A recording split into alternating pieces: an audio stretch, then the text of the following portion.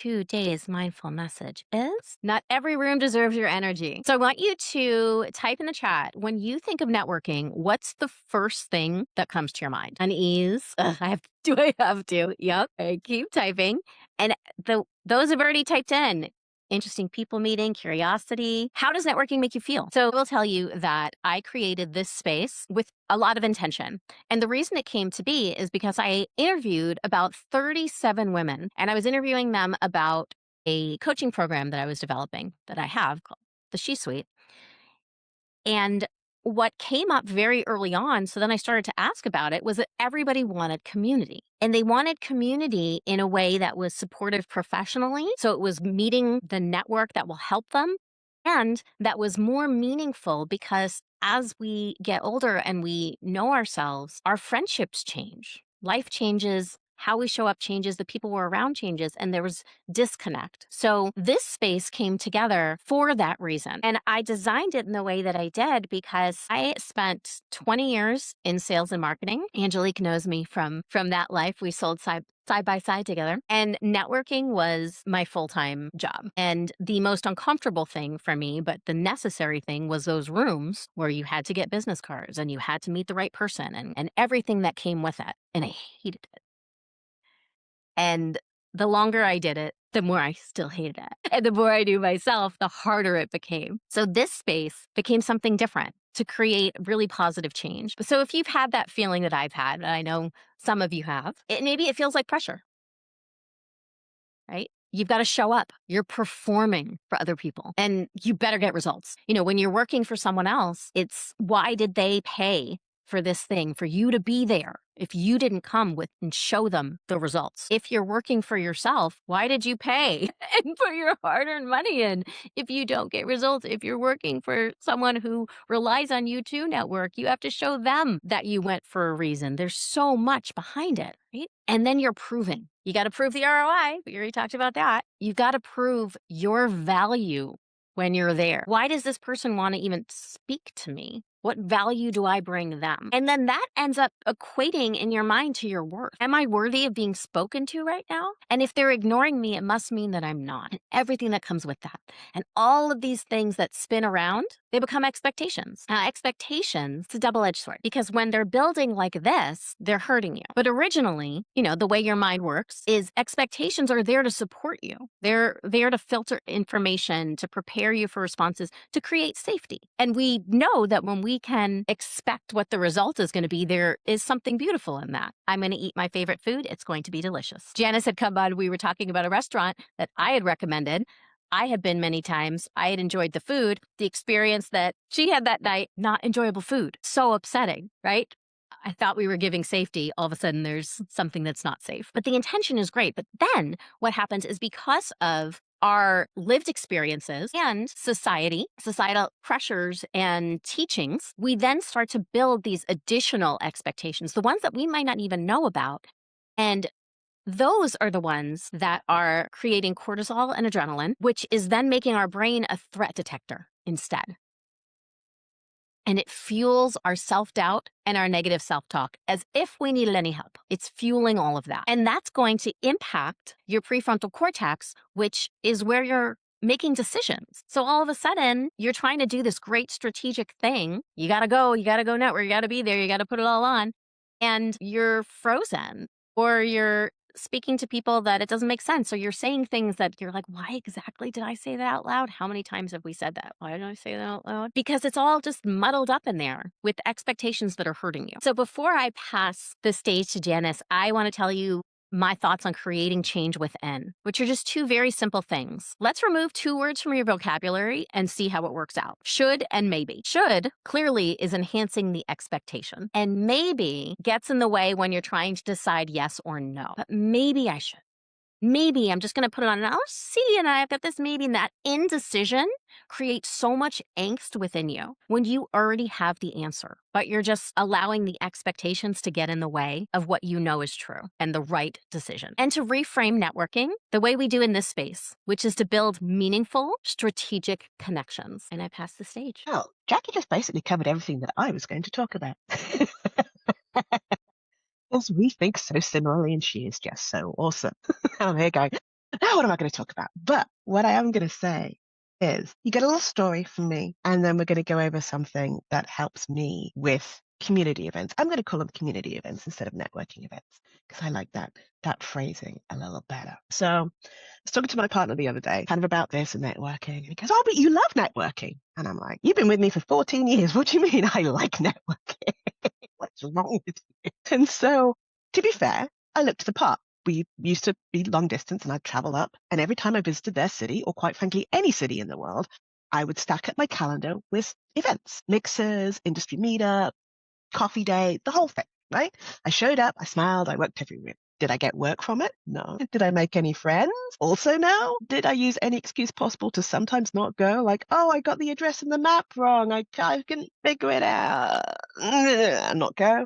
Yes. But I kept doing it because that's what I got told I had to do. It was like the price of ambition or the price of admission. This is what you had to do. This is the price you paid. And if you performed well enough, and did it good enough, then you get promoted or you get that new job or blah, blah, blah, blah, blah. So fast forward to maybe 12 months ago, my partner won an award. And so there was this whole meet and greet and this gala, and I went along as arm candy. And apparently I had worked that room because they're like, look, you're incredible at this. Like, you're talking to people, da, da, da, da, da. Okay, to be fair, I did like make a connection that night and I'm friends with someone, but it's literally because she was wearing a cat skirt and I wanted the skirt. It was a skirt covered in cats. And I was like, where'd you get the skirt?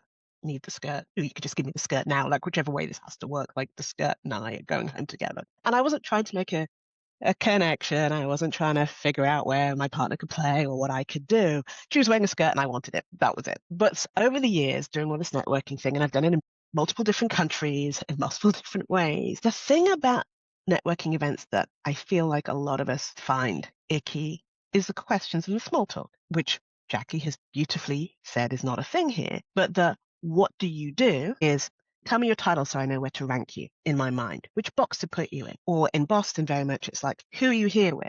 That doesn't mean like I'm here with my cat.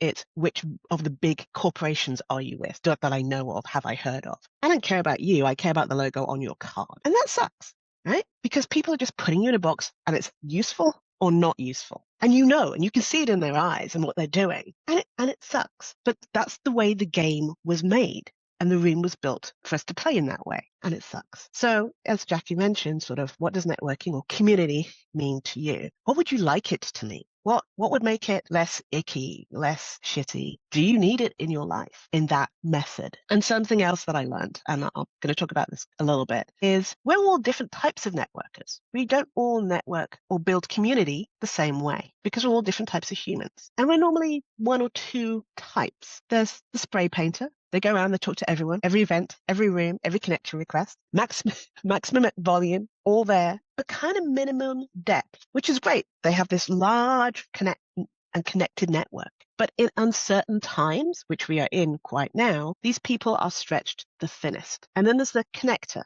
the intentional, thoughtful introductions, mutual values, strategic relationships. But what we forget about with these connectors is they run dry when the energy is only flowing one way. If they are only always giving and being like, you should meet this person, you should do that, their energy is always flowing out and they never get it back. So again, when times are uncertain, they're already drained of their energy. And then there's the deep diver. They don't necessarily build huge, sprawling networks, and that's fine. They build smaller, deeper ones. A few relationships nurtured with care and follow through. And there's a lot of trust there. And they won't refer people all the time. They'll just do it very specifically and very uniquely. And it's normally valuable one. And sometimes even if it doesn't work out, it's okay. There's no that, well, you didn't like take my friend and do this thing. There's no that emotional guilt involved, right? Because you don't want that. No one likes that. And there's the thought partners. They don't just show up as contacts. They show up as collaborators. They think with people. They're there for you to bounce ideas off. They bring calm, clarity, and perspective. And when things are hard, those are the people you tend to go to because they've built trust. And it's not because of the title or the job they do. Most of the time you don't even know the job they do because it doesn't matter. So many times my partner's like, oh, what is such and such? And I'm like, I don't know.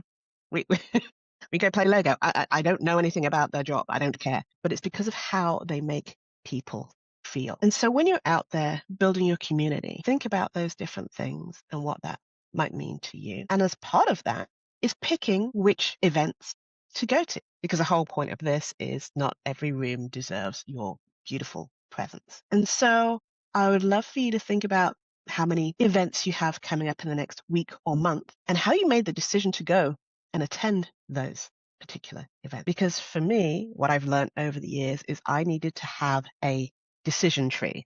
I needed to give myself constraints to make my decision making easier in the long run so it would protect my energy. And it doesn't have to be like long winded or hard or a big thing, but every quarter I have like a North Star, something that I'm trying to achieve. Could be that I'm trying to clean my house. It doesn't have to be a big thing.